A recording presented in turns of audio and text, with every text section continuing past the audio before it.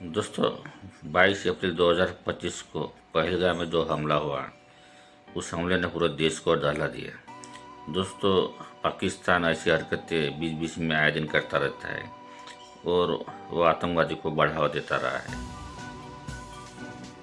दोस्तों, एक बेहद क्रूर और कायराना आतंकी हमला था जिसमें 26 निर्दोष पर्यटकों की जान चली गई थी, जिनमें से एक विदेशी पर्यटक भी शामिल था। इस हमले ने न तो केवल देश कश्मीर घाटी के पर्यटन उद्योग को गहरा झटका दिया, बल्कि भारत की आंतरिक सुरक्षा के लिए भी एक गंभीर चेतावनी बनकर सामने आया। दोस्तों, पहलगाम, जिसे मिनी स्विट्जरलैंड के नाम से भी जाना जाता है, अपनी प्राकृतिक सुंदरता और शांत वातावरण के लिए यह प्रदेश दुनिया भर में प्रसिद्ध है। यह अमरनाथ यात्रा का एक महत्वपूर्ण पड़ाव भी है। ऐसे सुरम्य स्थान पर पर्यटकों को सीधे निशाना बनाना आतंकवादियों की अमानवीय सोच और उनके घृणित इरादों को दर्शाता है। 22 अप्रैल 2025 को पहलगाम की बेसरन घाटी में, जहां अक्सर पर्यटक शांतिपूर्ण माहौल में घूमते और प्रकृति का आनंद ले रहे थे, तभी आतंकवादियों ने अंधाधुंध गोलीबारी शुरू कर दी। प्रत्यक्षदर्शियों के अनुसार आतंकवादियों ने कुछ पर्यटकों से उनकी पहचान पूछी और कथित तौर पर काफिर मानकर उन्हें निशाना बनाया, जो इस हमले के पीछे की कट्टरपंथी विचारधारा को उजागर करता है। इस हमले में बड़ी संख्या में लोग घायल भी हुए, जिन्हें तत्काल अस्पताल पहुंचा गया। दोस्तों, इस हमले के पीछे कौन था? हमले के बाद शुरुआती जांच में यह सामने आया कि इस कायराना हरकत के पीछे जैश ए मोहम्मद और लश्कर ए तैयबा जैसे पाकिस्तान स्थित आतंकवादी संगठनों का हाथ था। जांच एजेंसियों ने हमले में शामिल 5 आतंकवादियों की पहचान की, जिनमें की 3 पाकिस्तानी नागरिक और 2 जम्मू कश्मीर के स्थानीय निवासी थे। इन आतंकियों के नाम आदिल हुसैन ठोकर, अली भाई और हाशिम मूसा बताए गए, जिनमें से अली भाई और हाशिम मूसा पाकिस्तानी नागरिक है। राष्ट्रीय जांच एजेंसी NIA ने इस मामले की गहन जांच शुरू की और उसने कई खुलासे किए। जांच में एक चौंकाने वाला तथ्य सामने आया कि केंद्रीय रिजर्व पुलिस बल CRPF के एक सहायक उपनिरीक्षक ASI मोतीराम जाट को पाकिस्तान के लिए जासूसी करने के आरोप में गिरफ्तार किया गया था। यह भी पता चला कि पाकिस्तानी खुफिया एजेंसी ISI ने आतंकवाद के लिए कोलकाता को अपने वित्तीय लेन देन केंद्र के रूप में इस्तेमाल किया गया था और पहलगाम हमले से ठीक पहले भी मोतीराम जाट के खाते में उस दुकान से लेन देन हुआ था। यह गद्दारी देश की सुरक्षा एजेंसियों के लिए एक ही बड़ी चुनौती बनकर उभरी। भारत का जवाब। दोस्तों, भारत ने काफ़ी धैर्यता से इस कायरता का जवाब दिया।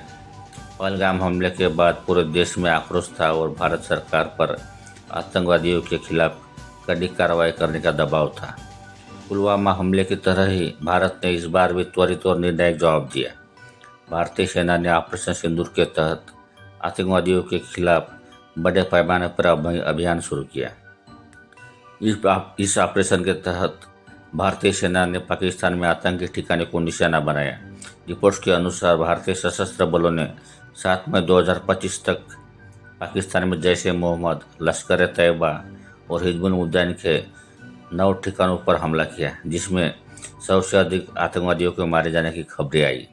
इस कार्रवाई ने पाकिस्तान को स्पष्ट संदेश दिया कि भारत अपने निर्दोष नागरिकों पर हुए हमले का बदला लेने के में संकोच नहीं करेगा। इसके अलावा भारतीय सुरक्षा बलों ने जम्मू कश्मीर में भी आतंकवादियों के खिलाफ ऑपरेशन केलर जैसे अभियान चलाए। ऑपरेशन केलर के तहत शोपियां में हुई मुठभेड़ में लश्कर ए तैयबा के शीर्ष कमांडर शाहिद कुट्टे सहित 3 आतंकवादियों को मार गिराया गया था, जिसे पहलगाम हमले का पहला सीधा बदला माना गया। शाहिद कुट्टे को पहलगाम हमले का मास्टरमाइंड माना जा रहा था। हमले के परिणाम और पर्यटन स्थल पर असर। दोस्तों, इस पहलगाम हमले का कश्मीर घाटी के पर्यटन उद्योग पर गहरा नकारात्मक प्रभाव पड़ा। हमले के बाद पर्यटकों की आवाजाही लगभग इस इलाके में ठप हो गई, जिससे शिकारा मालिकों, टैक्सी चालकों, होटल मालिकों और स्थानीय हस्तशिल्प व्यवसाय को भारी नुकसान हुआ। जिस पर्यटन सीजन में हजारों पर्यटक कश्मीर आते थे, वह वीरान हो गया। हालांकि 1 महीने बाद धीरे धीरे स्थिति सामान्य होने लगी और महाराष्ट्र और गुजरात जैसे राज्यों से पर्यटकों के समूह फिर से गुलमर्ग और पहलगाम जैसे लोकप्रिय पर्यटन स्थलों पर पहुंचने लगे, जिससे इस क्षेत्र में उम्मीद जगी है।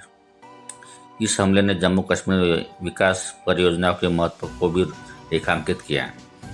चिनाब ब्रिज जैसे बड़े बुनियादी ढांचे के उद्घाटन, जो आतंकवादी हमलों के 2 महीनों से भी कम समय बाद हुआ था, केंद्र सरकार की ओर से यह एक बड़ा संदेश था कि वह कश्मीर में अपने विकास के उद्देश्य से पीछे नहीं हटेगी, चाहे कुछ भी हो जाए। दोस्तों, आगे की राह क्या रहेगी भारत की? पहलगाम हमला एक दर्दनाक रिमाइंडर है कि आतंकवाद अभी भी भारत के लिए एक गंभीर चुनौती बना हुआ है। यह घटना सीमा पार आतंकवाद के खिलाफ निरंतर सतर्कता, कड़ी खुफिया जानकारी और निर्णायक कार्रवाई की आवश्यकता पर जोर देती है। इसके साथ ही स्थानिक आबादी के साथ मिलकर काम करना, उन्हें कट्टरपन से दूर रखना और विकास के अवसरों को बढ़ावा देना भी उतना ही महत्वपूर्ण है, ताकि आतंकवाद की जड़ों को कमजोर किया जा सके और भारत के कश्मीर घाटी में स्थायी शांति और समृद्धि सुनिश्चित की जा सके। यह हमला हमारे शहीदों के बलिदान और आतंकवादियों के खिलाफ भारत के अटूट संकल्प को दोहराता है।